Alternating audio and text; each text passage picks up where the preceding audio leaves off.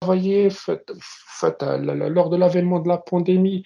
Donc, nous avons essayé à Data Protect de contribuer un peu aussi de notre côté et nous avons mis une organisation pour rapidement adresser chacun nos retours, nos recommandations par rapport aux différents aspects liés de la pandémie. Donc, et produit ce livre blanc qui a été mis gracieusement au profit voilà, de tous les demandeurs.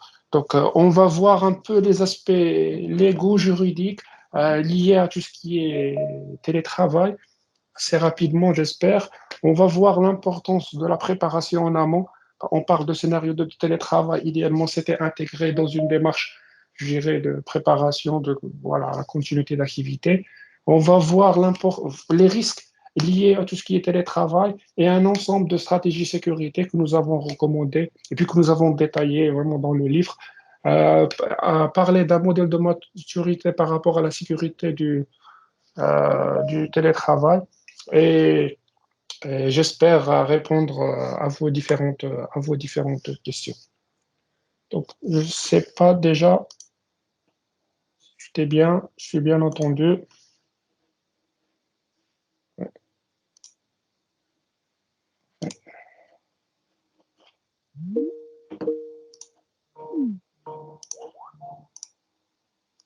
Parfait. Donc, le télétravail, c'est vraiment lorsqu'un collaborateur va pouvoir utiliser les ressources informatiques mises à sa disposition sans qu'il soit dans les locaux de l'organisation, de l'entreprise, de la banque ou de l'organisation en question. Ce télétravailleur, il va manipuler les données de l'entreprise et voilà, accéder aux applications, accéder aux données hors de l'écosystème prévu dans l'écosystème prévu initialement. Ce qu'il faut savoir, c'est que généralement, beaucoup d'organisations, bah, ils ont bâti une stratégie cybersécurité autour d'un environnement qui est fermé, qui est contrôlé. Donc, on est dans le réseau de l'entreprise, on a nos WAF, on a nos firewalls, on a nos solutions. Donc, cet aspect-là, je dirais, d'utilisation des données, accès aux services en dehors de ce périmètre maîtrisé n'avait pas été systématiquement intégré par défaut. Il est à rappeler que, in fine, comme pour tous les dispositifs sécurité, la pierre angulaire restera le collaborateur. On va voir un ensemble de stratégies, un ensemble de recommandations, d'actions concrètes sur lesquelles l'organisation a la main en direct. C'est un peu l'esprit de notre guide. Ce qu'il faut savoir, c'est que nous avons fourni plusieurs autres guides, plusieurs recommandations, donc une vidéo de sensibilisation à destination des collaborateurs finaux, donc des bonnes pratiques par rapport à tout ce qui est télétravail adressé aux télétravailleurs. Le livre blanc, donc en plus, il va essayer d'adresser ces aspects au niveau des décideurs, des acteurs de ce télétravail, pas des télétravailleurs. Donc on va voir un ensemble de stratégies que voilà les équipes sécurité, les équipes informatiques, les décideurs vont pouvoir mettre en place pour sécuriser le télétravail. Donc, nous avons, bien sûr, dans le livre blanc, commencé par les aspects juridiques. Nous avons rappelé un ensemble de législations qui existent par rapport à tout ce qui est encadrement du télétravail. Ce qu'il faut savoir, par exemple, qu'aux États-Unis, dès 2010, une loi a été promulguée qui cadrait ces aspects-là. Et ce qu'il faut noter, c'est que cette loi même obligeait donc les organismes fédéraux à considérer le télétravail dans leur plan de continuité d'activité et obliger les organisations fédérales à avoir un correspondant télétravail. Et elle obligeait donc la mise en place d'un contrat donc, qui régit les modalités du télétravail. Donc ça existait, c'était opérationnel depuis 2010. Et cette loi qui considérait voilà, principalement les organismes fédéraux était utilisée comme modèle géré par les autres organismes privés. En France aussi, donc dès 2017, la réforme du Code de travail a intégré ce qu'on a nommé de la flexisécurité par rapport à tout ce qui est télétravail, donc pour faciliter le recours du télétravail. Mais là aussi, ce qu'on retrouve, c'est qu'il y a une formalisation dans la définition du télétravail. Donc, un rappel que le droit de l'employé, que les, l'égalité des droits du télétravailleur par rapport à un travailleur normal. Donc, il bénéficie des mêmes droits, donc il a aussi les mêmes obligations. La loi française détaille les conditions de passage en télétravail et le droit du collaborateur à retourner donc au mode normal, non, c'est-à-dire sans télétravail. Donc, c'est quelque chose qui était en place et c'est quand même assez développé, ce niveau-là. On voit des entreprises, par exemple, avant de donner l'accès au télétravail, ils vont demander, par exemple, un bilan électrique, voilà, donc de l'espace où le collaborateur va faire le télétravail, donc pour s'assurer que s'il est chez lui, il ne va pas mettre, voilà, en danger bah, ses installations en pratiquant le télétravail de chez lui, par exemple. Donc, mais in fine, donc, le cadre légal existe et opérationnel. En revanche, ce qu'on constate, c'est que dans la majorité des pays africains, d'un point de vue purement juridique, on note l'absence de la définition juridique du télétravail ainsi que de réglementation spécifique au télétravail. Pandémie oblige, ça commence à changer. Donc, mais le fait est que le télétravail était plus considéré comme un luxe réservé à quelques cadres, quelques employés ou bien utilisé uniquement par quelques collaborateurs en cas de crise. Maintenant, ça change. Généralement, en fait, on considérait bon, dans ces pays-là, dans notre pays aussi, le télétravail plutôt comme une forme d'organisation du travail. Donc, qui va permettre aux collaborateurs d'exercer ces activités en dehors du lieu du travail. Maintenant, la bonne recommandation, la bonne pratique, c'est d'instaurer d'abord un formalisme pour ce télétravail à travers un contrat, un annexe, une charte, donc qui va définir, gérer les responsabilités de tout ça chacun et qui va surtout participer à diminuer le niveau d'incertitude au sein des télétravailleurs. Donc, autant que possible, ce document-là, cette annexe-là, donc, va devoir fixer les objectifs en termes de temps de travail, de mécanismes de contrôle du travail, d'évaluation, les plages horaires. Par exemple, dans la loi française, on doit définir quand est-ce que c'est autorisé d'appeler le collaborateur lorsqu'il est en télétravail. Télétravail ne veut pas dire travailler 24/7. Donc, confidentialité, protection des données. Donc, ce qu'il faut noter, c'est que le télétravail, il pourrait présenter un réel gain de productivité. Mais maintenant, il impose, pour ceux qui ne l'ont pas encore fait, une revue des modes de gestion des collaborateurs. Dans le sens où bah, on ne va plus gérer à vue, mais on va gérer à travers les résultats ou à travers les objectifs. Donc, c'est quelque chose d'assez important et qu'il va falloir, autant que possible,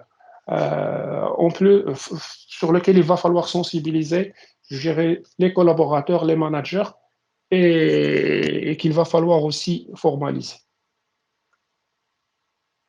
Donc, par rapport au télétravail, donc, in fine, cette pandémie-là, le Covid-19, donc, a entraîné tout le monde, donc a imposé pratiquement la mise en place de cette stratégie de télétravail à un ensemble d'organismes. Maintenant, il faut se rappeler que nous avions eu il n'y a pas longtemps le H1N1, que ce genre, je dirais, de crise peut être amené aussi par d'autres catastrophes, une guerre, terrorisme, tremblement de terre. Donc, plutôt de se contenter d'espérer que ça n'arrivera jamais, bah, il faut s'y préparer donc en établissant un plan de continuité d'activité. Donc le PCA, le plan de continuité, est un exercice d'anticipation où on va en amont prévoir, gérer les moyens à mettre en place pour faire face à ce genre de situation. Dans le monde idéal, euh, gérer, et on va le voir par rapport à nos échelles de maturité, les organisations qui étaient préparées, je dirais, à ce genre, qui avaient un PCA valide, qui intégrait comme stratégie la mise en place de la continuité d'activité, ont eu moins de mal à basculer rapidement en mode télétravail.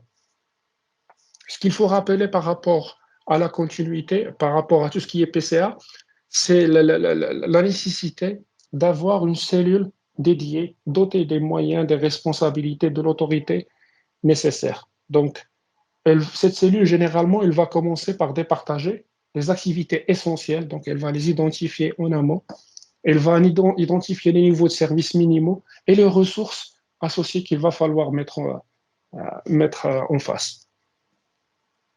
Et in fine, c'est un sujet qui est quand même assez mature, assez accessible, là encore, et c'est pas que les grandes organisations qui peuvent se doter de tels outils ou de tels moyens, c'est à la portée de tout le monde. Il faut juste s'y mettre.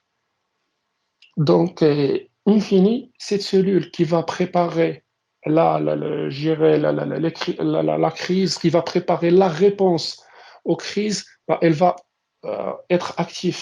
On avait dit avant, mais elle va aussi être active pendant la crise et elle va être active après la crise. Donc, on a dit que pendant la crise, avant la crise, elle va préparer les différents scénarios, s'assurer qu'il y a les moyens, faire les tests, les entraînements des parties prenantes, gérer les relations avec les fournisseurs. Pendant la crise, elle va gérer la communication, elle va activer les plans, elle va déclencher les actions, elle va s'assurer que marche, elle va piloter les activités. Donc, elle va décider au cas où il y a des imprévus. Donc, elle va communiquer, on va voir l'importance de la communication. Après la crise, bah, elle va faire le retour à la normale et elle va faire l'évaluation, elle va voir ce qui a marché, ce qui n'a bien pas marché, et elle va améliorer ses processus pour l'après-crise. Donc, généralement, donc, et un des points les plus importants, puisque nous, on parle principalement cybersécurité, c'est surtout de s'assurer que dans ce contexte-là de PCA, de continuité d'activité, on ne va pas dégrader le niveau de sécurité existant. On ne va pas, au nom de la continuité d'activité, mettre, gérer en faille nos systèmes qui étaient mieux protégés avant. Donc c'est important de gérer, de garder en vue que l'objectif de continuité ne doit pas atteindre les autres objectifs sécurité. Maintenant, ce plan de continuité, il va générer un ensemble de stratégies. Ces exemples-là étaient donnés à titre indicatif comme stratégie qu'on retrouverait pour répondre à ce genre de crise. On aurait trouvé la mise en place de mesures sanitaires renforcées, la restriction des accès physiques, puisqu'on parle de pandémie pour que les personnes n'accèdent pas, pour limiter les accès à nos sites, le recours au plan de succession, donc avoir des listes des collaborateurs s'ils sont absents, qui va les remplacer et tout, priorisation des activités, on ne va pas pouvoir tout faire sûrement, donc on doit avoir cette priorité préparée, gel des prestations non critiques, recours au télétravail. Donc, et là, on aurait eu le détail par rapport à tout ce qui est télétravail. Maintenant, si on parle aussi préparation en amont, on va voir un ensemble de risques et un ensemble de mesures sécurité. Et généralement, comme on dit, les tuiles se posent pendant le bon temps. Donc, lorsqu'on va voir et lorsqu'on va commencer à arbitrer par rapport aux mesures sécuritaires à mettre en place, ça serait bien d'avoir en face les risques sécurité identifiés et de connaître de manière non ambiguë, gérer la criticité des systèmes qu'on veut mettre en place pour arbitrer par rapport au contrôle. Est-ce que ça vaut la peine d'investir, de mettre en place des solutions? Bien, c'est disproportionné par rapport au risque. Et ce travail, effectivement, il se fait généralement en amont. Donc, les organisations, ils vont identifier les risques en amont, ils vont classer les données sonores au niveau de criticité, donc, et ils vont mettre en place les mesures nécessaires par rapport à la criticité du système. Donc, ne pas mettre trop de mesures, ne pas mettre assez de mesures. Donc, l'information doit être protégée en fonction de son importance. Donc, nous avons rappelé en détail tous ces éléments-là dans le livre blanc. Maintenant, nous avons proposé un ensemble, là encore, de stratégies, rappelé un ensemble de bonnes pratiques à mettre en place en l'illustrant par des guides, des recommandations pour la mise en place, mais il faut garder à l'esprit que, qu'il faut que la préparation en amont est la meilleure solution. Et si on adopte des solutions maintenant, dans l'urgence, rien n'empêche de refaire une itération sur ces éléments-là pour s'assurer que ce qu'on met en place, il est en phase par rapport aux risques encourus et par rapport aux importances, aux criticités des systèmes voilà, qu'on protège. Maintenant, si on parle risque pour le télétravail, euh, là, on a essayé d'illustrer un télétravailleur, voilà, qui tranquillement va accéder à va faire du télétravail, accéder au système de l'organisation. Bah, il accède généralement depuis un réseau interne personnel.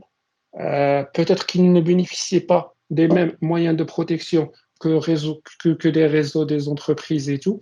Donc, nous, on a bah, dans un autre guide et dans le livre blanc, on a détaillé, je dirais, les bonnes pratiques côté utilisateur final. Donc, il doit vérifier la sécurité de son Wi-Fi, mettre un Wi-Fi fort, donc ne pas se connecter à un Wi-Fi non contrôlé. Donc, ces différents éléments-là, mettre à jour son poste. Donc, ça relève, je dirais, de la sensibilisation de l'utilisateur final. Maintenant, un voisin peut essayer d'attaquer son réseau, peut essayer de s'introduire dans son réseau interne, s'introduire dans son PC, y installer des keyloggers, y installer, oups, y installer ses programmes malveillants. À travers ces programmes malveillants, ces keyloggers, il va pouvoir récupérer les accès, il va essayer de se connecter, donc faire des intrusions sur le système central, bien récupérer des données directement sur son poste de travail, utiliser son poste comme robot pour accéder, gérer à l'environnement central. Donc, il va essayer de faire des intrusions sur son réseau. En pratique, il va plus être ciblé par des personnes qui sont dans l'autre bout de la planète, qui vont essayer de l'atteindre à travers des attaques de phishing. On a vu que, je pense que chacun de nous a reçu des mails de phishing par rapport à tout ce qui est Covid. Tout le monde veut connaître l'évolution, nouveau vaccin. Donc, et les malfaiteurs connaissent ça très bien. Donc, ils abusent, je dirais, de ces attaques par phishing, donc qui vont lui permettre ou leur permettre aussi de prendre la main sur son poste de travail, de récupérer les données qu'il a sur son poste, d'utiliser son poste pour réaliser des intrusions sur la plateforme interne.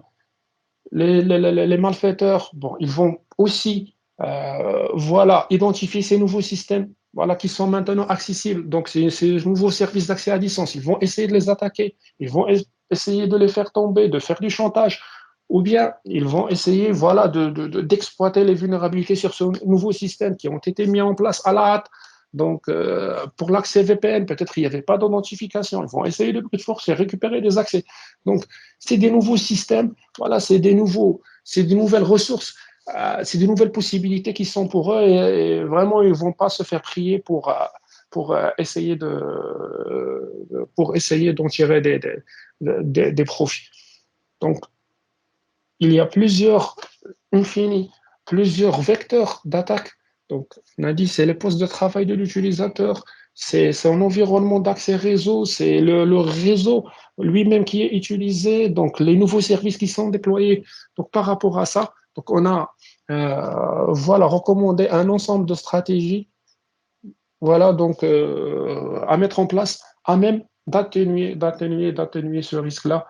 Donc, et enfin, comme vous savez, sur la sécurité, l'idée, on n'a pas de solution miracle, une solution passe-partout. Euh, Moi, personnellement, j'en connais pas encore, mais c'est vraiment un enchaînement de solutions, un enchaînement de briques, de mesures sécurité qui vont nous assurer le niveau de sécurité souhaité. Donc, lorsqu'on parle sécurité, stratégie de sécurité, une des premières stratégies, c'est la sécurisation des canaux d'accès. Donc, pour la sécurisation des canaux d'accès, il y a plusieurs solutions, plusieurs moyens. Ce qu'on voit parfois, c'est certaines organisations, c'est qu'ils viennent et qu'ils vont publier des services directement sur Internet. Genre, bon, ils le faisaient déjà, par exemple, avec tout ce qui est messagerie. Donc, messagerie, ben, c'est un service parfois ou là souvent qui est accessible depuis Internet, à travers le WoW ou à travers l'ActiveSync mobile. Donc, il suffit de connaître l'adresse, d'avoir un compte identifié, on y accède. On commence à le voir beaucoup avec les services de banking, avec beaucoup d'organisations qui avaient des services qui étaient accessibles en interne, en intranet, et maintenant qui commencent à les publier pour permettre à leurs collaborateurs qui sont à distance pour pouvoir y accéder. Bon, c'est un scénario. C'est un des scénarios les moins sécurisés, les moins avantageux, parce que, in fine, euh, on va détailler ça vraiment en détail dans le livre blanc, mais s'il y a une défaillance sur ce système-là, ce service-là qui est publié, soyez sûr que sûrement les attaquants vont être plus rapides voilà, que les organisations elles-mêmes. Il y a des systèmes qui cartographient, qui mappent tous les services qui sont publiés avec les versions et tout. Et dès qu'il y a une vulnérabilité, si ces gens-là, bah, à 3 heures du matin, ils vont exploiter avant que les administrateurs se réveillent pour appliquer les correctifs, pour appliquer les patchs. Donc, ça, soyez-en certains. S'il n'y a pas d'authentification forte par rapport à ce système-là, bon, ils vont essayer de brute forcer. Ils vont essayer Donc, c'est un scénario rapide à mettre en place. Il ne va pas nécessiter beaucoup d'investissement, mais selon les systèmes, c'est vraiment un scénario. Généralement, c'est un système ou un scénario à éviter. Ce qu'on retrouve, une variante de ce scénario-là, c'est que les entreprises, les organisations, ils vont publier à travers un portail d'accès. C'est un genre de relais. Les gens, ils vont se connecter, donc depuis leur adresse, ils vont accéder à ce relais, ils vont s'authentifier sur ce relais-là, généralement et idéalement avec de l'authentification forte, on va le voir. Donc, ils vont s'identifier sur ce relais et à partir de ce relais-là, ils vont se connecter aux systèmes voilà, qui sont publiés. Ce relais-là, contrairement aux autres applications, normalement, il doit être pensé pour être sécurisé, pour être exposé sur Internet. Il doit être pensé pour résister aux attaques les plus connues. Il doit être durci. Donc,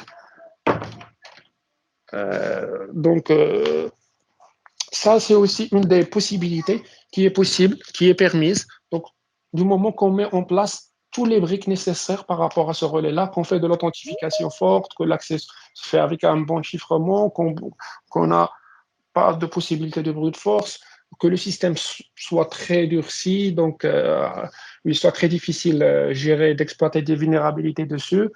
Là, donc, ça reste un scénario aussi possible. Il y a une rupture protocolaire. Donc, même s'il y a un problème sur un des, voilà, même si on a des systèmes, des applications internes qui sont par défaut, je dirais, faibles, qui ne sont pas nécessairement conçus pour être exposés sur Internet, alors là, on fait une rupture protocolaire, c'est plus facile.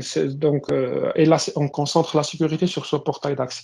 Parfois, parfois c'est des solutions VPN, portail VPN, donc qui vont aussi fournir ce genre de fonctionnalité. Mais dans ce système-là, comme dans le premier, on n'installe rien sur le poste de travail de l'utilisateur. C'est-à-dire, on publie, l'utilisateur accède et c'est transparent. D'accord. Le troisième scénario, donc, et qui est un des scénarios les plus communs, c'est qu'on va utiliser une passerelle VPN, comme pour le portail d'accès, sauf que là, on a un logiciel qui est installé sur le poste de l'utilisateur. Donc, c'est ce logiciel qui va chiffrer toutes les communications. Donc, il va établir un canal virtuel chiffré jusqu'à ce concentrateur VPN, donc jusqu'au réseau de l'entreprise.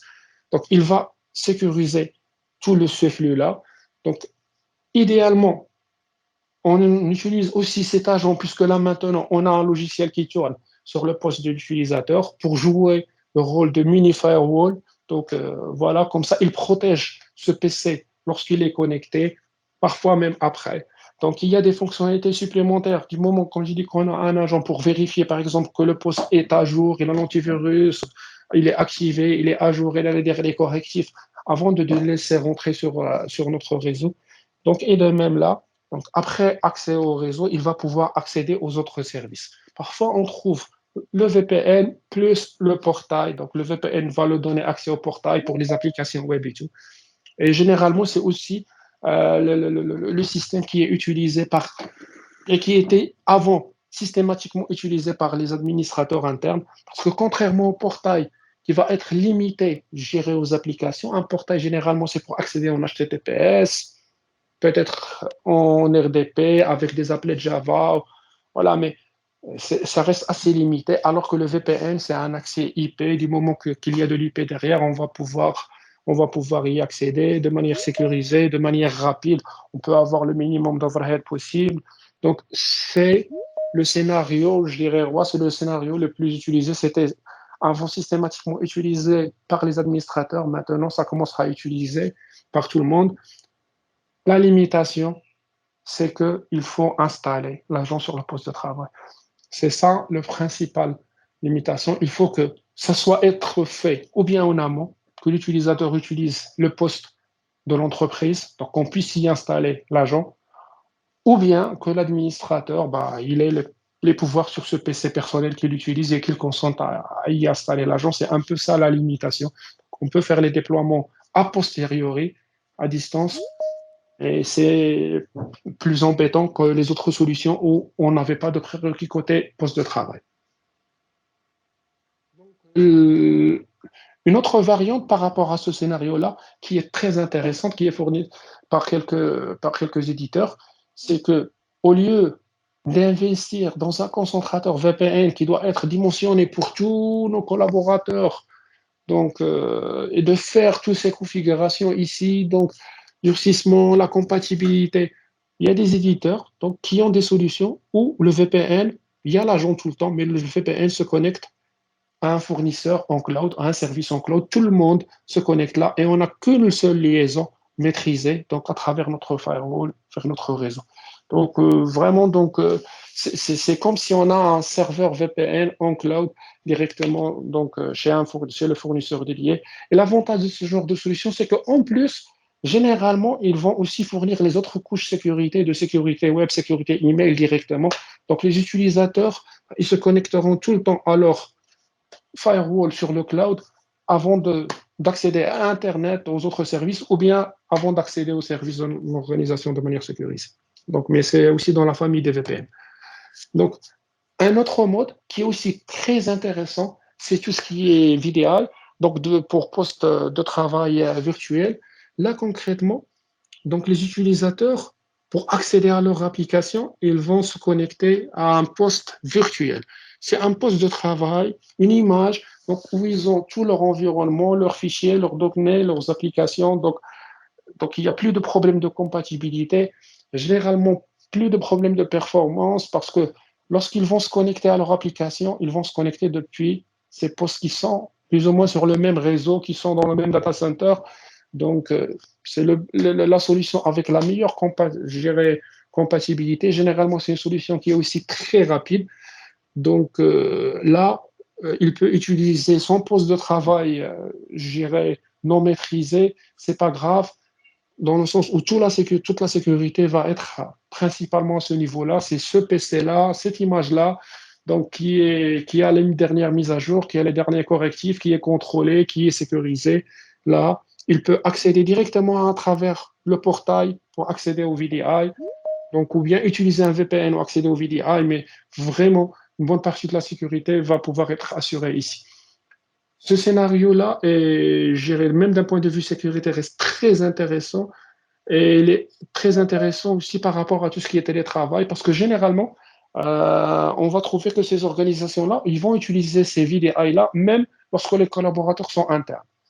Même à l'intérieur du réseau de l'entreprise, ils vont se connecter ici. Donc, ils ont leurs applications qui sont ici. Lorsqu'ils sont hors du réseau de l'entreprise, bah, ils vont retrouver leur même environnement. C'est transparent, donc c'est transparent, c'est convivial. Donc ça, c'est les différentes familles par rapport à tout ce qui est accès distant en mode télétravail, avec les différentes variantes qu'on va pouvoir retrouver. Maintenant, par rapport à ces différents euh, moyens pour l'accès à distance, il ne faut pas oublier l'authentification forte qui n'est pas une option. Avant, on authentifiait aussi l'utilisateur de par sa présence physique sur le locaux. Donc, on disait que pour accéder à l'application, il faut un nom utilisateur et mot de passe. Mais il faut aussi être présent physiquement dans le réseau de l'entreprise. Là, maintenant, ce n'est plus le cas.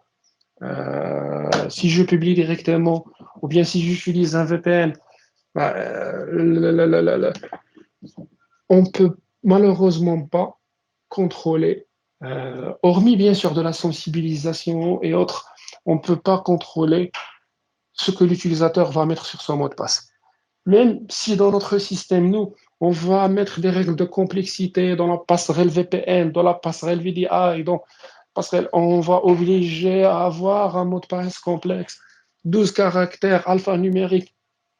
Mais si ça se retrouve, ce collaborateur-là, il va faire objet d'une attaque de phishing et il va divulguer ce mot de passe complexe, ou bien il va utiliser ce même mot de passe dans une application, dans un site web personnel qui n'est pas sécurisé et qui va se faire hacker. Donc les gens ils vont récupérer ça pour pouvoir l'utiliser. C'est des choses qui arrivent, qui sont arrivées, donc, et l'organisation ne peut pas se permettre ce genre de scénario. Donc l'authentification forte n'est pas une option. Et en plus, ça coûte 3 fois rien, façon de parler.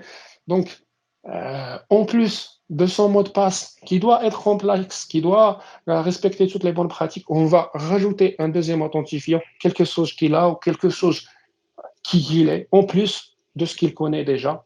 Donc, les solutions peuvent être sous forme de tokens physiques, c'est pas pratique par cette période de pandémie, ou aussi de tokens virtuels, logiciels, donc généralement à travers une application mobile.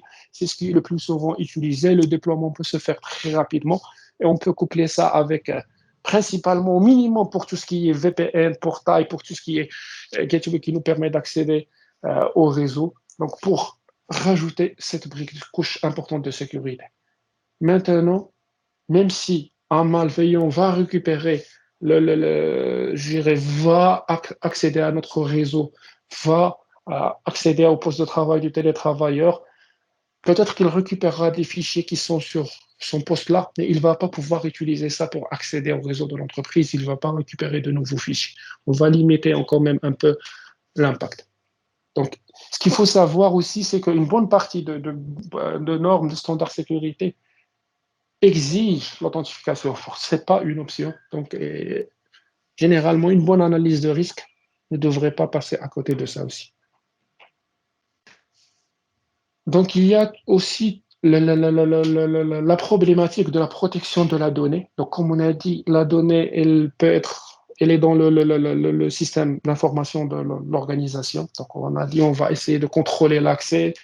Voilà aussi tout. Donc, on suppose qu'il y a un ensemble de mesures de sécurité déjà en place par rapport à la sécurisation de ces données-là. Notre objectif, c'est les données sur ce poste du télétravailleur, les données là, dans ce contexte-là de télétravail. Donc, un des moyens, une des solutions, c'est l'utilisation de solutions de protection des données personnelles, donc qui vont protection contre les fuites des données, donc qui vont un peu contrôler les différents canaux, empêcher voilà qu'elle va être imprimée, qu'elle va être copiée sur le web vers un autre site à travers les réseaux sociaux, voilà, ou à travers la messagerie. Donc, c'est aussi des solutions qui peuvent être très efficaces du moment qu'on a déjà classifié ces données, qu'on les a déjà inventoriées, qu'on les connaît. C'est des solutions qui peuvent être très efficaces. Là encore, dans ce contexte, bah, ça suppose que les solutions sont installées sur le poste de travail. Donc ou bien c'est un poste de travail de l'organisation, un poste de travail maîtrisé, ou bien l'utilisateur a le privilège d'administration et il consent à installer ce genre de logiciel. Ce qu'il faut savoir, c'est qu'il y a une autre famille de produits qui mesure tout ce qui est productivité des collaborateurs. Donc pendant ce temps-là, il fait du télétravail. Mais est-ce que, voilà, il faisait du télétravail ou jouait à des jeux ou il passait ses journées sur YouTube? C'est des genres de produits qui permettent de mesurer ça. Une bonne partie de ces produits-là intègrent une couche DLP. Ce qu'il faut savoir, c'est que dans des contextes, j'ouvre une parenthèse, on n'en parle pas beaucoup dans le livre blanc, mais peut-être que nous, peut-être que nous, on voit de mauvais œil ces aspects-là, contrôle de productivité, voilà, protection des données personnelles et tout. Les anglo-saxons n'ont pas ces états d'âme. Dans la relation contractuelle, avec un télétravailleur, ben, comme on a dit, il faut définir les moyens, comment on va mesurer le rendement, le travail, Surtout que sous certains sites, on facture, entre parenthèses, par heure et non pas par jour. Donc, ce genre de solution de produit est l'utilisation de ce genre de produit est très démocratisée donc, par rapport à voilà, autre chose. Mais bon, c'est une autre question. Mais ce genre de solution peut intégrer aussi donc, des solutions de TLP. Un autre moyen, c'est tout ce qui est chiffrement des données sur le poste de travail. Là encore, c'est quelque chose de très intéressant. En plus du chiffrement de disque, qui, in fine, va protéger lorsque quelqu'un va avoir accès au PC du télétravailleur, il utilise un PC voilà, dans un endroit plus ou moins non maîtrisé, et on a peur que quelqu'un allume le PC et récupère ses données, ces solutions vont pouvoir protéger. Un autre moyen, une autre possibilité, c'est les solutions qui vont créer des conteneurs chiffrés. C'est-à-dire, je ne vais pas chiffrer tout le poste de travail, mais lorsque la personne veut utiliser des documents, ils vont être téléchargés dans des conteneurs chiffrés, elle va les lire, mais il ne va pas pouvoir les exporter, il ne va pas pouvoir les envoyer. Donc, voilà, et j'ai pas besoin de privilèges avancés, j'ai pas besoin de prendre la main sur sa machine pour pouvoir utiliser ces éléments-là. Là encore, c'est des solutions très intéressantes. Généralement, ces solutions, ils viennent je dirais, dans les solutions de gestion de poste, dans les solutions de gestion de parc assez évoluées. Il intègre ces fonctionnalités-là de conteneurs virtuels où je peux utiliser les données entreprises, les données et les applications entreprises. Donc, pour rappel, donc, dans ce genre de solution, les données, ils vont pouvoir être téléchargées, mais dans un conteneur sécurisé. Même si le poste de travail n'est pas maîtrisé, on va s'assurer que les données ne vont jamais sortir, que l'utilisateur va devoir se connecter, monter ce connecteur donc, pour pouvoir récupérer ces données. Si quelqu'un prend ces fichiers et les met ailleurs, bon, ils ne vont pas pouvoir être exploités. Voilà. Voilà, c'est effectivement tout ce qui est sécurité des terminaux.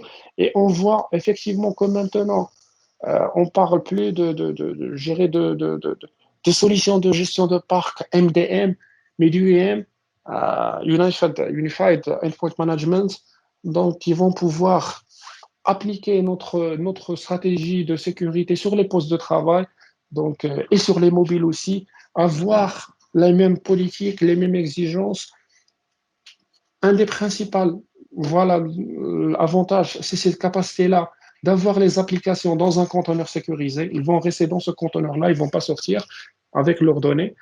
C'est tout ce qui est gestion des utilisateurs nomades et c'est généralement aussi tout ce qui est action de réponse à distance en cas voilà, de détection de compromission ou autre, ou voire même tout ce qui est action d'assistance, donc assistance à distance, même si c'est des postes qui ne sont pas maîtrisés, si le télétravail perdure, peut-être que le collaborateur il aura besoin d'assistance pour des actions sur le poste et toute cette assistance-là ne doit pas devenir une brèche sécurité, on doit pouvoir lui fournir cette prise en main, diagnostic, correction de ses problèmes à distance de manière sécurisée. Donc, voilà. Donc, et ces solutions aussi, généralement, intègrent aussi donc, une couche optionnelle, souvent de protection contre les fuites de données. Donc, c'est aussi non négligeable.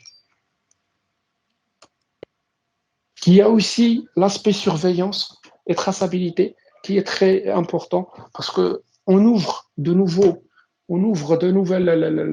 voies, autoroutes vers les données de l'organisation, vers de nouveaux services. Souvent, on va ouvrir l'accès à des systèmes qui n'étaient pas nécessairement pensés pour du télétravail. C'est-à-dire, on considérait qu'il n'y avait que des postes de travail maîtrisés qui allaient pouvoir y accéder depuis le réseau de l'entreprise, de l'organisation, que ces postes de travail maîtrisés n'allaient pas lancer des attaques sophistiquées sur ces systèmes-là. Maintenant, c'est plus le cas. C'est le poste de travail voilà, qu'utilisait mon enfant qui était dans le lycée, qui est truffé de virus et je ne sais pas quoi, donc qui va accéder au même système que moi, bon, j'avais l'impression qu'il était sécurisé, mais c'est juste qu'il était moins exposé donc, aux attaques. Donc, c'est quelque chose de non négligeable et qui fait que par rapport à tout ce qui est télétravail, exposition, on va avoir beaucoup de personnes qui accèdent, doivent vérifier est-ce que c'est les bonnes personnes, est-ce que la personne, elle a travaillé, elle a accédé du matin jusqu'à 20 heures, puis elle accède à 3 heures du matin. Donc, il faut pouvoir détecter, réagir et il faut s'assurer qu'on a la bonne capacité, qu'on a la bonne visibilité, qu'on surveille les bons indicateurs et qu'on a la capacité à réagir lorsqu'il y a un comportement suspect, qu'on va le détecter et qu'on va pouvoir réagir donc à temps. Donc une autre brique est la traçabilité des accès privilégiés. Donc là encore, c'était très recommandé, même lorsque les accès se faisaient en interne. Maintenant, lorsqu'on parle d'accès à distance, lorsqu'on commence à ouvrir le cœur, les coffres de notre système d'information depuis l'externe, ça ne devient plus une option, c'est une brique nécessaire. Il faut savoir qui fait quoi sur le système d'information. Donc, et bien sûr, la sensibilisation. Donc, on a parlé de la sécurisation de l'accès, de la traçabilité, de la sécurisation du poste, de la sécurisation de la donnée. Et il faut sensibiliser aussi le collaborateur, continuer de sensibiliser le collaborateur. Donc,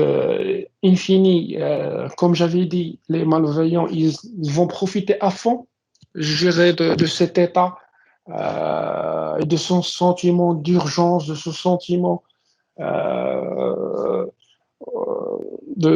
gérer, ils vont jouer sur les psychiques à travers des messages ciblés, des messages qui semblent importants. Et moi, personnellement, je n'arrête pas de recevoir les attaques gérer de phishing. Notre SOC n'arrête pas de traiter ce genre d'éléments. Donc, infini, les collaborateurs doivent redoubler d'attention gérer à ces menaces-là. Et il faut s'assurer gérer de leur vigilance et de leur maturité par rapport à ce genre d'événement, par rapport à ce genre d'attaque. À travers le télétravail, les personnes ne sont plus à côté. Il faut s'assurer qu'on a les moyens pour sensibiliser à distance, donc les différents collaborateurs, que les canaux qu'on utilise correspondent à ce qu'attendent les collaborateurs. Et il faut s'assurer qu'on va continuer de sensibiliser les collaborateurs. Il ne faut pas que ce soit une action one-shot, on envoie un mail, une communication et on disparaît dans la nature. Il faut qu'on ait vraiment une stratégie, une communication continue, régulière, on rappelle et on rappelle et on donne les piqûres, et on sensibilise.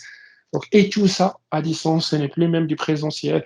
Voilà, donc c'est les challenges de gérer de cette sensibilisation pendant la pandémie et pendant le confinement. Donc, tout ce qui est sensibilisation sur la sécurité, doit être enrichie et on doit s'assurer qu'elle intègre aussi, donc, dans ce contexte-là de télétravail, tout ce qui est confidentialité des données professionnelles, tout ce qui est protection du matériel. Donc, c'est des thématiques au cœur du télétravail, tout ce qui est sécurité des terminaux, tout ce qui est connexion hors réseau, voilà, ou connexion dans les réseaux domestiques, comme on a dit, comment sécuriser le poste, comment pas accéder à un Wi-Fi piégé, donc tout ce qui est phishing, tout ce qui est ingénierie sociale, et sensibiliser par rapport aux réflexes pour la notification des incidents de sécurité. Donc, dans le livre blanc, on a listé un ensemble de messages types, de recommandations types à destination des utilisateurs finaux. Donc, Infini, donc, nous avions essayé de dresser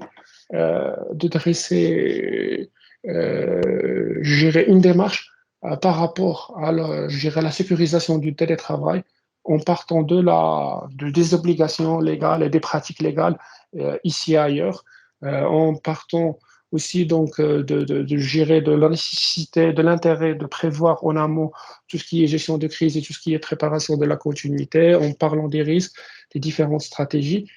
Et nous-mêmes, nous avons identifié et défini un modèle de maturité par rapport à la sécurité du télétravail, donc en partant du réactif, donc voilà, qui va réagir par rapport au télétravail, au stable, de l'organisation qui va mettre en place un ensemble de mesures pour assurer un minimum, à la proactif, C'est l'organisation qui a anticipé, qui est dans un cycle d'amélioration, d'optimisation de ses processus de travail. Donc, elle a une visibilité réelle sur ce qui se passe, elle a les moyens pour réagir et tout.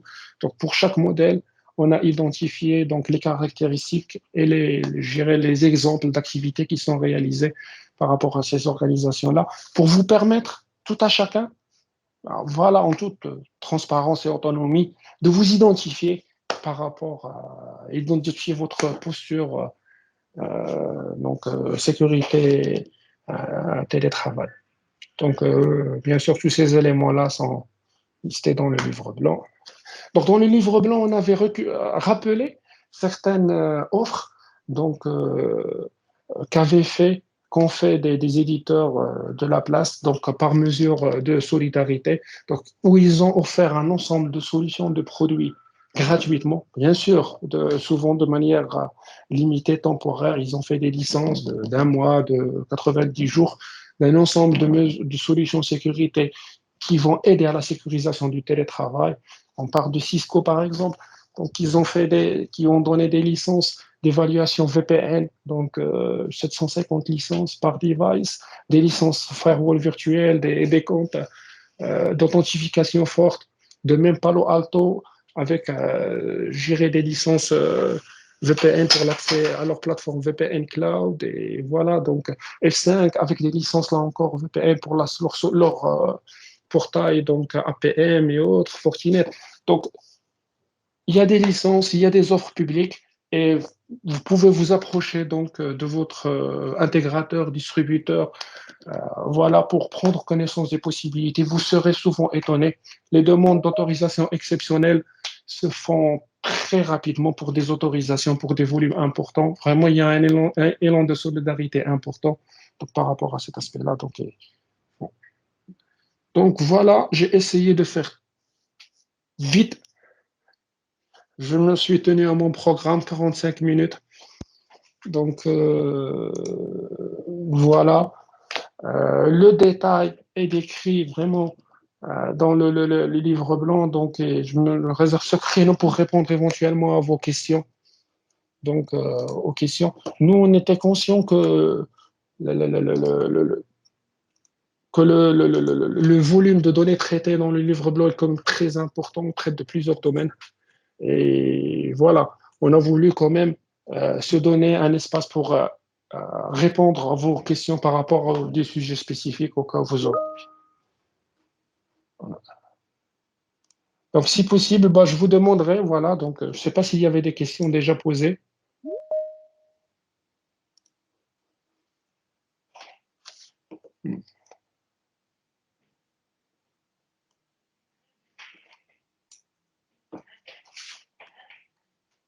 Hum,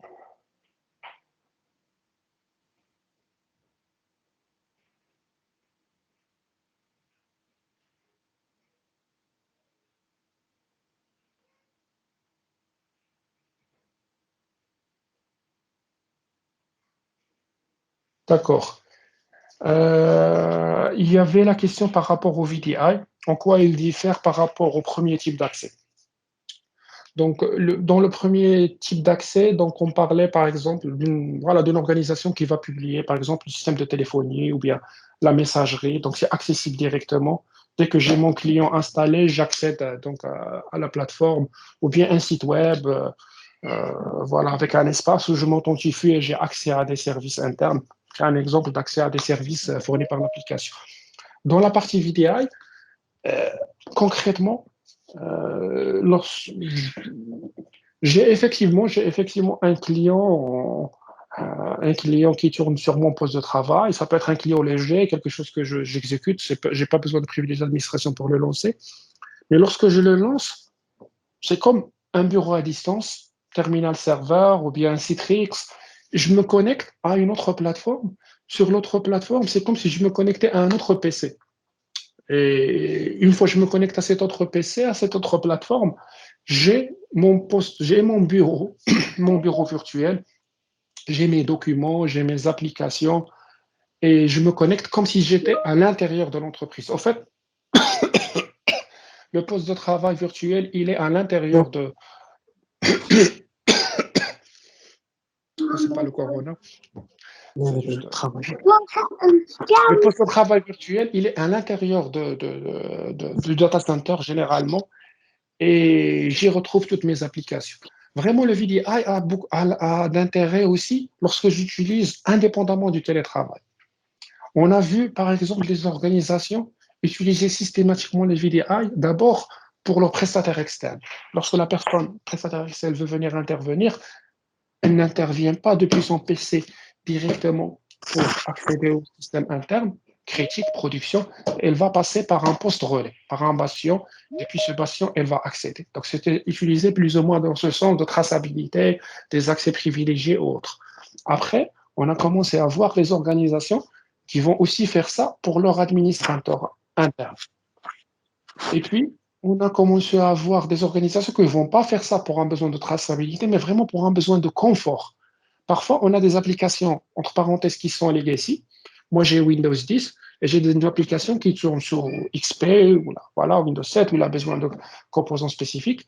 Je ne peux pas l'installer sur les postes de travail des collaborateurs.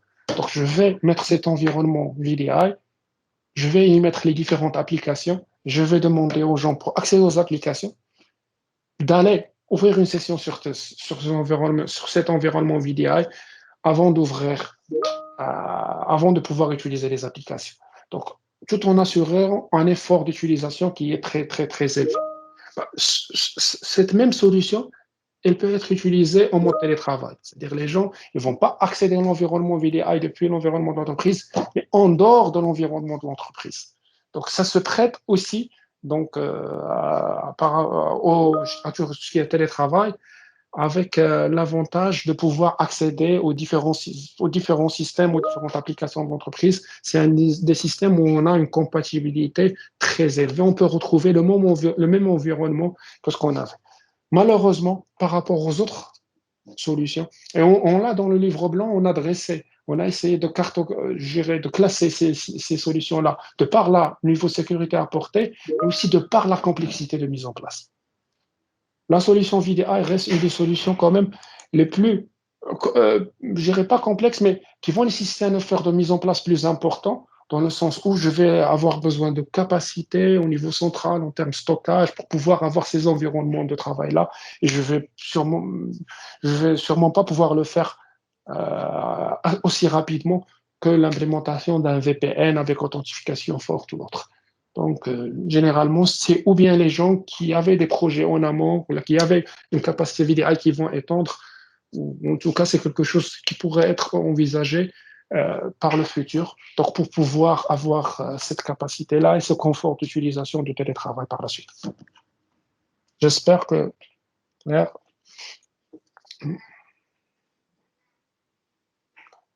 Exemple de solution forte pour l'authentification forte. Bon, je dirais celle que nous, au Data Protect, nous utilisons Cisco Dio. En toute transparence, nous sommes intégrateurs de SafeNet et intégrateurs de Cisco Dio.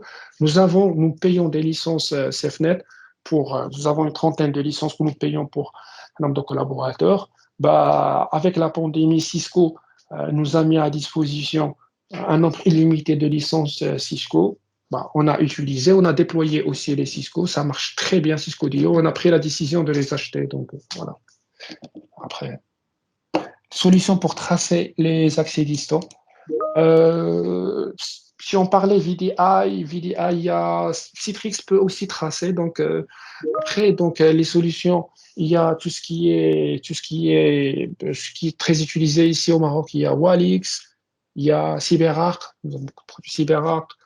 Euh, voilà, il y a BeyondTrust.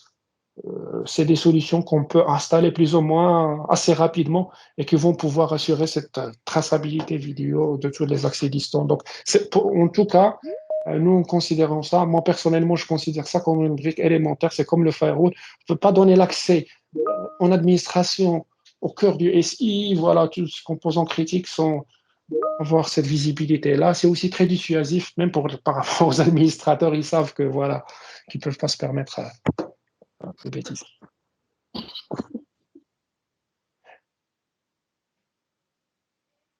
Mhm.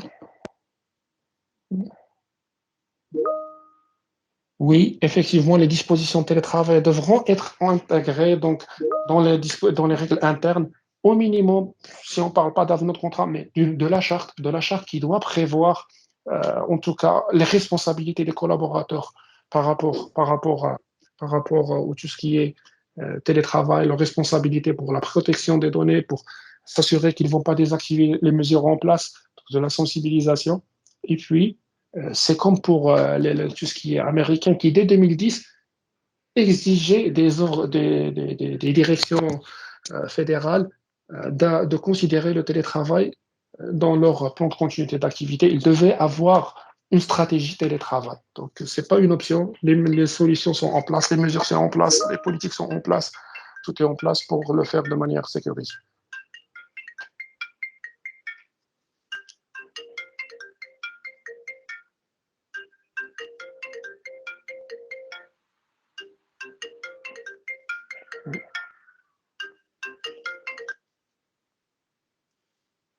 D'accord.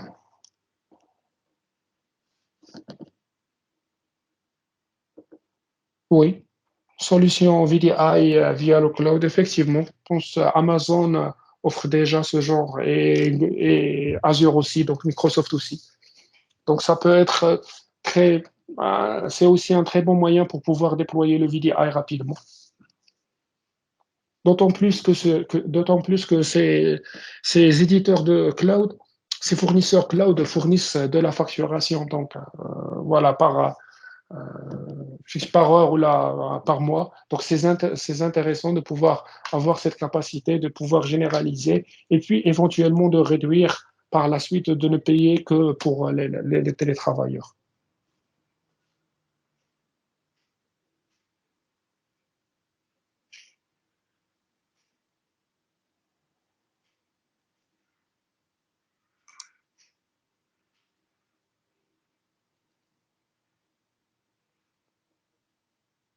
VPN cloud ou solution antivirus cloud, c'est Palo Alto. Donc, avec leur Global Protect, le nom le dit aussi bien, c'est une protection globale. Donc, voilà, avec un agent qui est installé sur le poste, on a la protection web, la protection, à rajouter la protection AV, on a tout passe qui passe par leur cloud et puis qui redescend vers. Mais bon, moi je donne à chaud, je m'excuserai, je suis transparent, je donne des avis personnels. Je sais que pour chaque besoin, on peut venir étudier, voilà, vous dire voilà, quelle est la meilleure solution qui correspondrait à vos besoins. Euh, Hormis le PCA dans les bonnes pratiques, il y a aussi le devoir de vigilance, notamment la cybervigilance, sans oublier les politiques de sécurité. Définitivement. Donc, comme on l'a dit, il y a cette partie surveillance qui est une brique, là aussi, donc, nécessaire, non optionnelle. Nous, ce qu'on a listé, on avait essayé de commencer, de parler des risques et de l'importance de pouvoir, en amont, identifier les risques les plus pertinents et les mesures les plus pertinentes, mais c'est quand même permis de proposer un ensemble de stratégies, donc je dirais à la limite à l'américaine, c'est-à-dire on sait qu'il y a un ensemble de risques, on ne va pas attendre que l'entité réalise son analyse de risque. Il y a un ensemble de risques et il faut mettre en place, gérer ces mesures. Ce n'est pas des mesures optionnelles, c'est vraiment un B à bas, c'est un minimum. Et la surveillance, et lorsque j'ai parlé effectivement surveillance, c'est aussi la veille cybersécurité par rapport aux différentes tendances. Ça a déjà montré son efficacité. Maintenant, il y a la veille et il y a l'identification dans notre système. C'est-à-dire, nous, on n'arrête pas, entre parenthèses, j'ouvre la parenthèse, SOC, c'est-à-dire qui est affilié donc First, donc à, à plusieurs éditeurs spécialisés où on a une équipe qui ne fait que la veille, mais il faut identifier, gérer les nouvelles campagnes d'attaque, les nouvelles campagnes de phishing, les nouveaux malwares et tout. Donc, on va pouvoir avoir ces IOC, mais il faut avoir la capacité de détecter que ces IOC sont actifs dans le réseau de l'organisation, qu'on a la visibilité sur ce qui arrive dans le réseau de l'organisation sur le poste du télétravailleur. Donc, c'est effectivement toutes ces briques, donc la concaténation de toutes ces mesures qui va nous permettre voilà, de fructifier cette veille. En termes de traçabilité des accès, les solutions du marché sont plus orientées gestion des accès. Les éditeurs solutions qui ont gestion des accès pour les solutions de télétravail pour une population plus large que les admins. Effectivement, dans les solutions de traçabilité des accès privilégiés ou de traçabilité des accès, euh, généralement, c'est des solutions qui sont aussi licenciées par un nombre d'utilisateurs simultanés et in fine, c'est-à-dire c'est plus des contraintes en termes de licence, même même sur la partie, par exemple, Citrix, là encore, c'est la licence Platinum, mais c'est par utilisateur. Donc, c'est effectivement licencié par utilisateur. Alors, lorsqu'on parle télétravail, on va avoir quand même un volume qui est non négligeable. Ça, c'est sûr. Maintenant, je pense que la majorité ou la quasi-majorité des solutions sont aussi donc effectivement financièrement donc sizées par nombre d'utilisateurs, même si il y a un effet de gérer dégressif avec le volume. Lorsqu'on a un volume important, on peut avoir des prix qui sont quand même très concurrentiels. Maintenant, il y a des alternatives open source, donc gratuites, donc Guacamole, avec les limitations que ça peut aussi apporter. Moi, ce que je vous recommanderais, c'est de voir avec votre intégrateur par rapport à une certaine volumétrie. Les éditeurs Infini, ben, ils sont conscients, donc avec les volumes et tout, ils peuvent s'aligner. Il y a des solutions. Il y a aussi l'aspect non négligé qui est l'aspect du stockage. C'est-à-dire, si on commence à faire de la traçabilité en masse, bah, on va avoir gérer une consommation en termes de stockage pour enregistrer toutes ces vidéos-là. Voilà, on va avoir une consommation non négligeable, surtout si on veut faire de la rétention sur plusieurs semaines, là, bien sûr plusieurs mois. Donc, c'est aussi un facteur important. Ce qu'il faut savoir, c'est qu'il y a des éditeurs qui vont faire gérer qui vont avoir des agents ou les relais et qui vont faire le stockage sur le cloud. Donc c'est aussi une possibilité. Par rapport aux autres éditeurs dont j'avais parlé, donc les CyberArk, les Beyond Close et autres, il y a des solutions qui sont plus cataloguées productivité et qui vont agir à travers des agents sur le poste de travail. On ne va pas agir de manière centrale, mais on va avoir des agents sur le poste de travail. Et ces agents vont synchroniser avec notre serveur qui est en cloud, le serveur de l'éditeur qui est en cloud, ou bien à travers notre serveur qui est hébergé chez nous. Généralement, ces solutions ne vont pas aller dans la même granularité, ils sont plus orientés utilisateurs, ils ne vont pas aller dans la même granularité. Par exemple, ils ne vont pas faire une vidéo, ils vont faire des captures d'images, une image par seconde, par exemple, au lieu de 15 images par seconde, ils vont capturer ils vont consommer moins d'espace et voilà, ils sont plus orientés côté utilisateur, même côté tarif, ça n'a rien à voir par rapport aux autres solutions.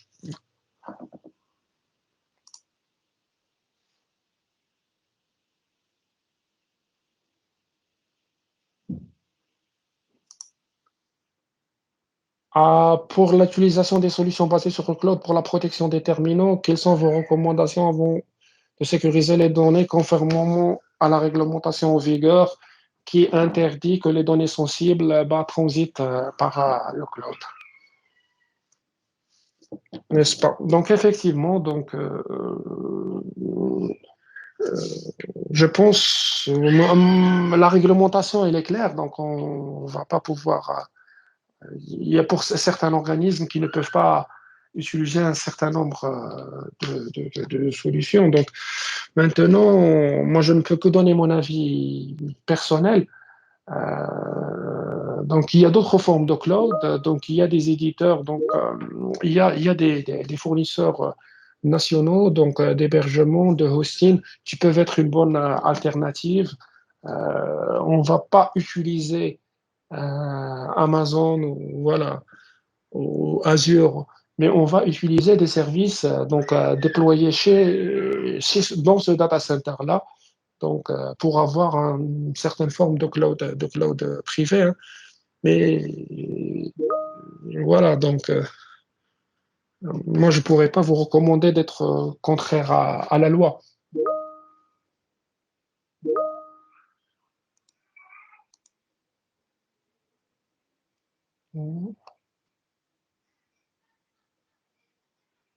Concernant la réponse aux incidents dans le cadre du travail, quelles sont les grandes lignes obligatoires de ce processus? Ben, il faut que déjà que l'équipe en charge de la réponse aux incidents soit dotée, soit outillée pour pouvoir détecter l'incident et puis soit dotée, soit outillée pour pouvoir le confirmer et pour pouvoir y répondre. Généralement, il y a plusieurs niveaux de réponse. Le premier niveau, on détecte qu'il y a quelqu'un qui est en train d'exfiltrer une données, on va bloquer cette action, on va bloquer ces flux-là. Bah, généralement, lorsqu'on met en place ces processus-là, on identifie des use cases et des process d'escalade. Il y a certains incidents où on va autoriser cette équipe-là à faire un certain nombre d'actions en toute autonomie, rapidement, juste en notifiant les parties prenantes de l'organisation. Donc, il y a certains use cases où on va dire pour ça, bah, il faut notifier telle personne. Si après 3 tentatives, elle ne répond pas, et dans moins de 5 minutes, on notifie telle personne, on appelle telle personne, sinon on appelle telle personne. Je vois que pour certaines organisations, on peut aller jusqu'au DG. Voilà. Donc, mais le principe, c'est de pouvoir agir vite et de pouvoir éventuellement pouvoir agir en autonomie pour les cas les plus flagrants.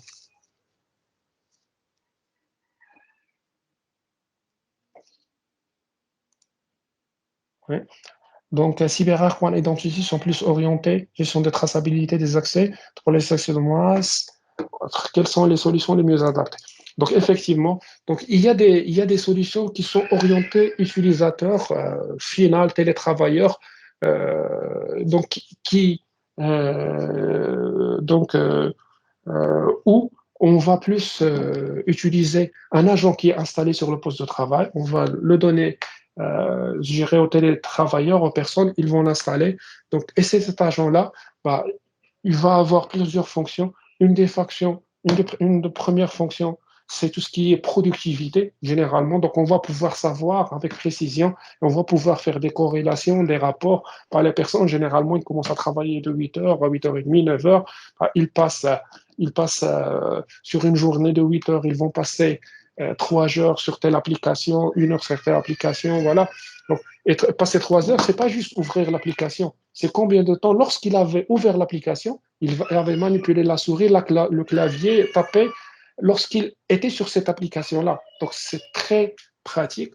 Ils ont ouvert le navigateur, on va savoir bah, sur quel site il avait passé plus de temps, on va avoir cette visibilité-là, et on peut aller jusqu'à là encore des enregistrements vidéo, des captures d'images, des captures d'écran, donc de ce qu'ils ont fait par rapport à telle application, telle autre application. Donc il y a des solutions, là encore, des spécialisés utilisateurs finaux et non pas administrateurs. Ils pourraient être utilisés pour les administrateurs, mais ils sont plus pensés pour les utilisateurs finaux. Généralement, c'est des agents à déployer sur les postes.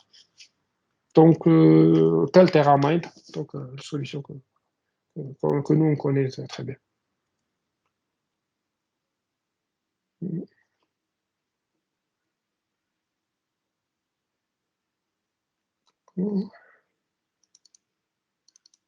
J'ai dit iCloud et la réglementation OIV. Oui, pour les OIV, c'est ce que je disais, on ne peut pas vous recommander d'être selon la loi. Azure AWS, à ma connaissance, n'ont pas encore ces services-là sur des data centers, sur ces data centers locaux. Je rappelle que voilà, tout le monde peut refaire je dirais peut refaire ses déploiements. C'est pas des déploiements VDI entre parenthèses complexes. Si avec votre fournisseur data center local, vous avez la capacité, je dirais, vous avez la capacité de faire du déploiement, d'avoir de la capacité par mois et non pas partir sur des abonnements annuels. Donc voilà, vous aurez plus ou moins la même capacité. Vous aurez effectivement besoin de services professionnels pour instancier le VDI, donc un petit plus. Mais hormis ça, donc voilà, vous aurez les mêmes avantages qu'un VDI Cloud, plus ou moins AWS ou Amazon pour le télétravail.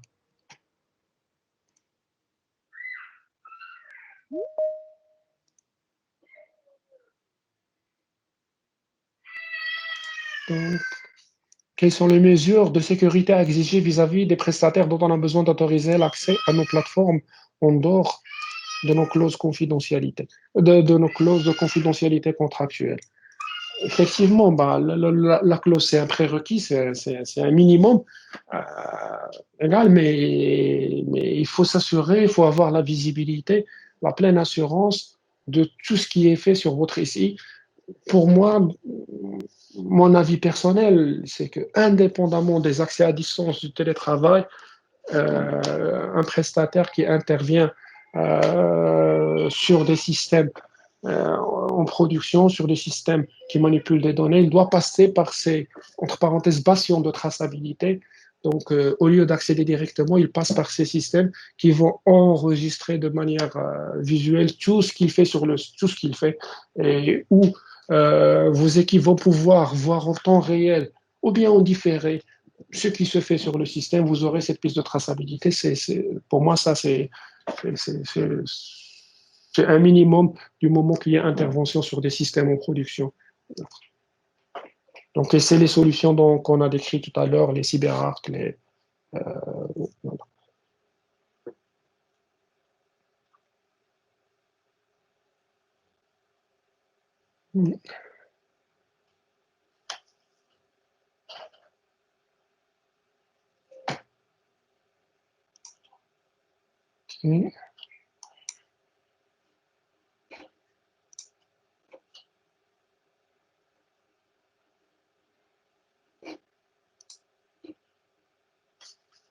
donc, merci à vous. Moi, je reste disponible s'il y a une question. Donc, ou bien voilà, sur le panel, vous pouvez rajouter des questions. Moi, l'idée pour nous, c'est de pouvoir voilà, répondre à toutes les questions, que ce soit à travers la session ou bien plus tard par mail.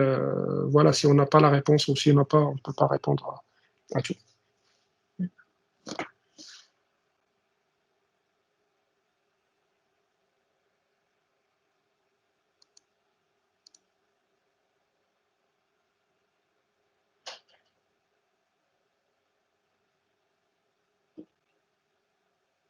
Oui, l'aspect token travail juste avec les VDI, pour moi, l'authentification forte, donc par token physique ou voilà, token virtuel, c'est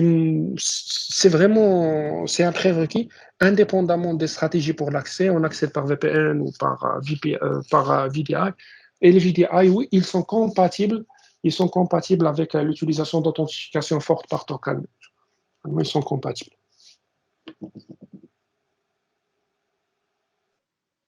Donc, je viens de lire une partie de la question. Donc, l'aspect token travaille juste avec le VDI, ou bien on peut l'intégrer avec le client VPN.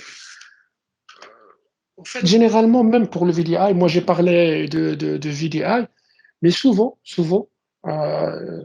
qu'on trouve, c'est que il y a le VDI, mais avant d'arriver au VDI, il y a le VPN. Ou bien le VPN, ou bien il y a le portail qui peut être un VPN SSL. Donc, voilà, juste pour ne pas obliger l'utilisateur à avoir un client installé sur son poste de travail. Effectivement, on va faire cette authentification forte donc sur le portail ou sur le client VPN. On ne va pas la faire sur le VDI. Parce que techniquement, sur tous les VDI, on peut rajouter aussi cette authentification forte. Mais bon, on essaie de la faire en amont lorsqu'il y a quelque chose en amont. Et généralement, il y a en amont ou bien un firewall VPN ou bien un portail SSL avant.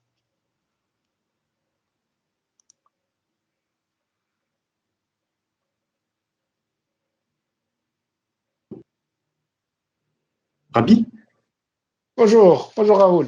bonjour, c'est Marius Kwame. Bonjour, bonjour Marius, désolé.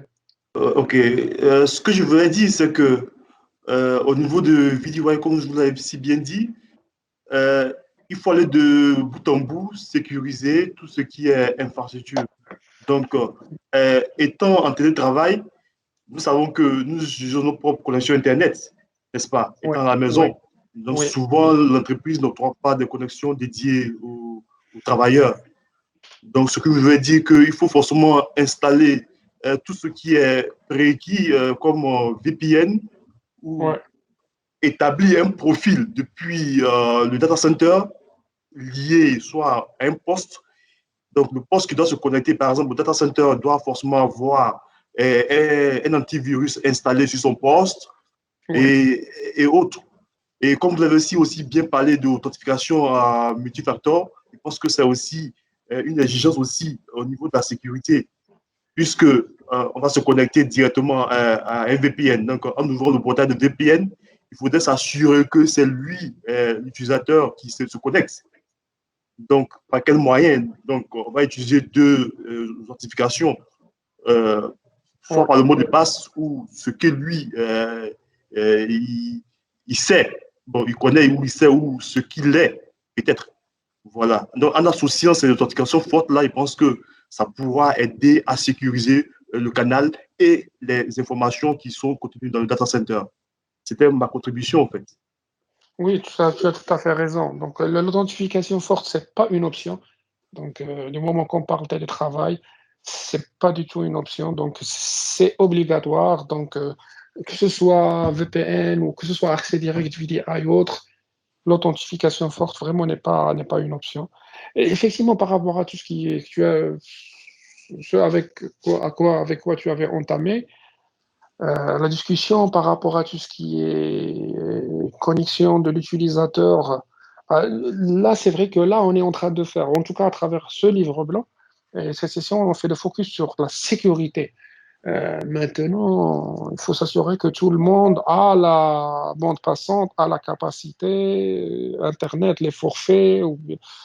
Voilà, donc nous, je peux partager avec vous les témoignages qu'on a de plusieurs clients qui ont acheté, qui ont mis en place, au même titre que les licences pour l'authentification forte et autres, ils ont mis en place des packages VPN, des packages de data pour leurs collaborateurs, pour s'assurer que tout le monde, des forfaits téléphoniques et des packages téléphoniques, pour s'assurer que tout le monde va pouvoir avoir la capacité de travailler. Donc, doit mettre en place l'authentification forte, le VDI et tout, mais s'assurer aussi que les personnes, ils vont avoir aussi la capacité pour pouvoir utiliser ces services-là. Donc, Effectivement, effectivement, c'est ça. C'est ça ma préoccupation. Donc, ce que je voulais dire, c'est que effectivement, avant d'utiliser ces services, il faut faire ce qu'on appelle l'analyse de la consommation de la bande passante au niveau des services. Euh, quelles sont en matière de bande passante, quelles sont les ressources qui consomment assez de bande passante et puis essayer de les customiser avant de les rendre disponibles aux utilisateurs. Euh, je prends par exemple, lorsque vous utilisez par exemple Teams, Teams qui est aussi un outil de télétravail qui permet de partager tout ce qui est fichier autres et aussi tout ce qui est OneDrive et autres.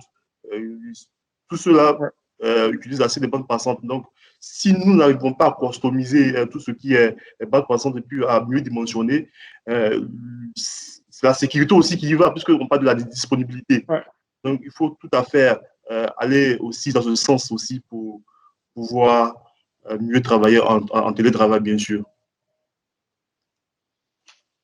Définitivement, définitivement. Et là, c'est là où on commence à voir des solutions donc, de certains éditeurs. Bon, j'avais cité Palo Alto, mais il y a d'autres éditeurs qui ont les mêmes solutions où, au lieu que l'organisation upgrade, gérer sa liaison Internet, ses tuyaux Internet et tout, le VPN, il ne va plus être fait avec l'organisation, il va être fait faire le cloud de l'éditeur.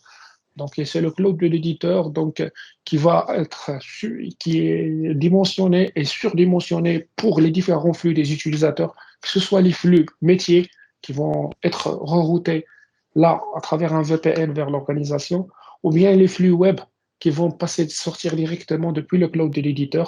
Donc, de sorte à voilà, répondre vraiment à ce besoin-là. Donc, où on est dans la capacité d'agrandir notre débit Internet, ben, on va passer par ces solutions-là. Voilà. Voilà, donc, sachant que ces Effectivement, éditeurs, ils vont facturer la bande passante aussi, mais in fine, eux, ils ont la capacité de supporter ces extensions-là, chose qui peut être plus long, plus difficile. Voilà, donc ça existe. Et là, je dirais même qu'une bonne partie des éditeurs ont proposé, par solidarité, des upgrades gratuites de la bande passante, de la capacité utilisée. C'est vraiment. effectivement. On peut même aller avec le SD, le Software Defined WAN ou Network. Voilà, pour customiser un peu la bande passante au niveau des éditeurs qui présentent aujourd'hui, l'équipementier aujourd'hui présente la solution de SD. Ouais, Je pense que on pourra aller dans ce sens aussi. définitivement. Merci, c'était ma Merci contribution. à vous. Merci à vous. Merci à vous. Et bon, si vous n'avez pas de questions, là maintenant, je pense qu'on va mettre fin à je dirais à la session.